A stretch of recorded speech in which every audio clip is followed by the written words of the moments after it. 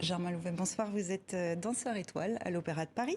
Vous sortez votre autobiographie, Des choses qui se dansent, chez Fayard. Bonsoir, Oui, soyez le bienvenu. merci, À 4 ans, vous vous délectiez de cette sensation de l'herbe sous vos pieds dans le jardin de votre petite maison de Bourgogne. Le 28 décembre 2016, à 23 ans, vous êtes sacré danseur étoile à l'issue d'une représentation du Lac des Cygnes. C'est le point de départ de votre livre, d'ailleurs.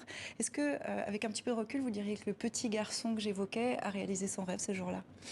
Alors pas spécialement parce que je pense que le petit garçon que j'étais à l'époque avait été très loin d'imaginer la réalité qui s'est produite le 28 décembre. C'est-à-dire que moi je dansais vraiment par pulsion, par envie, par énergie vitale comme je le dis aussi parfois, et non par vraiment ambition de carrière.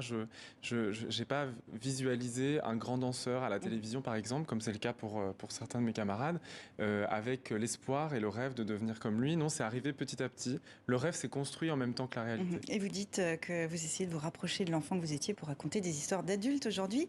Il y a les choses qui se dansent, c'est le titre de votre livre, et puis il y a les choses qui se disent aussi. Je vous cite, comment se battre pour renverser des codes établis il y a plus de 150 ans, où l'homme blanc est roi, où le sexisme fait loi, où le racisme fait foi, où la hiérarchie des classes sociales est indéboulonnable. On ne vous surnomme pas le prince l'étoile rouge pour rien. Vous êtes dans la contradiction, c'est un mot qui revient souvent d'ailleurs. Oui, je suis tout à fait conscient des contradictions qui me traversent, et c'est aussi l'objet de ce livre, c'est de discuter, de poser un regard critique sur mon parcours et sur le milieu qui m'entoure, sur ce qui m'a formé, sur aujourd'hui les responsabilités qui m'incombent en fait en tant que danseur étoile et donc que protagoniste de ces grands ballets classiques notamment qui ont été créés il y a plus de 100 ans, 150 ans pour certains. Votre livre est reçu comment en interne ? Il est très bien reçu. Je pense qu'il y a, en fait, il y a pas de, c'est pas un livre qui critique les personnes qui sont autour de moi ou même mon institution, l'Opéra de Paris, auquel, au contraire, je rends plutôt hommage. Je pense qui aime bien châtie bien quand même. Oui, c'est important. Je pense qu'en fait, remettre en question son univers, c'est aussi une manière de le faire évoluer. Et de toute façon, il évolue déjà dans un sens très positif. Il y a des choses qui sont mises en place pour parler de ces sujets très violents. On va y venir justement. En avril, vous allez reprendre La Bayadère de Rodolphe Nureyev. On va vous regarder avec la danseuse étoile Dorothée Gilbert. C'était il y a un petit peu plus d'un an.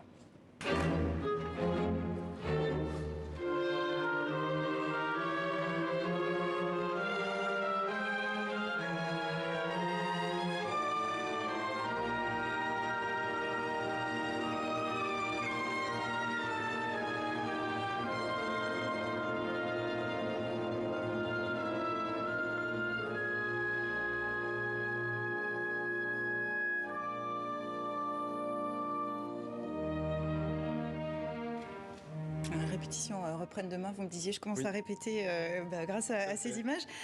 Les rôles classiques, et c'est ce que vous disiez, ne sont pas toujours aujourd'hui en phase avec leur époque. Des rôles de macho, par exemple. Vous écrivez parfois que vous en avez honte même.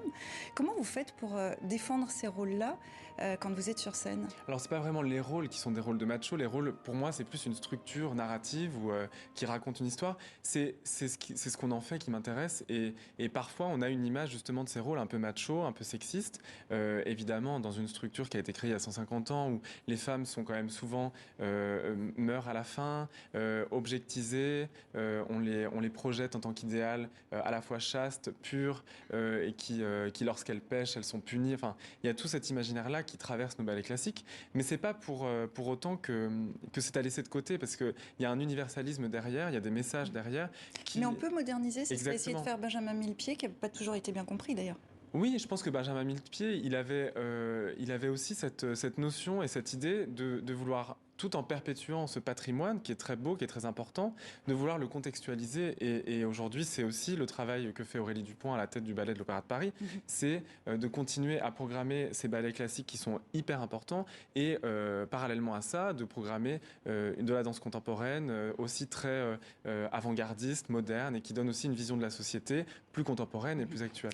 L'opéra a connu plusieurs bouleversements ces dernières années. Il y a eu la grève contre la réforme des retraites que vous aviez soutenue. Est-ce que vous direz qu'il y a une révolution de palais en cours et que l'opéra change, évolue ?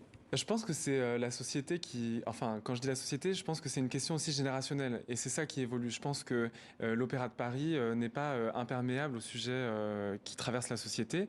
Et je pense qu'il y a une génération, peut-être la mienne, peut-être aussi celle d'en dessous surtout, qui n'est vraiment pas insensible au sujet de société, au sujet politique, et qui n'a pas spécialement envie de rester les bras croisés à regarder le temps qui passe. Et je pense que voilà, il y a des jeunes aujourd'hui, et notamment des jeunes danseurs, des jeunes danseuses autour de moi, qui sont très impressionnants dans déjà la réflexion qui est posée sur notre propre pratique qu'on aime. Hein. Réflexion, puis après, il y a la prédance, vous l'évoquez aussi dans le livre, vous avez un agent, vous faites de la publicité, on vous a vu défiler pour Jean-Paul Gaultier en talons, vous avez envie de sortir d'un carcan?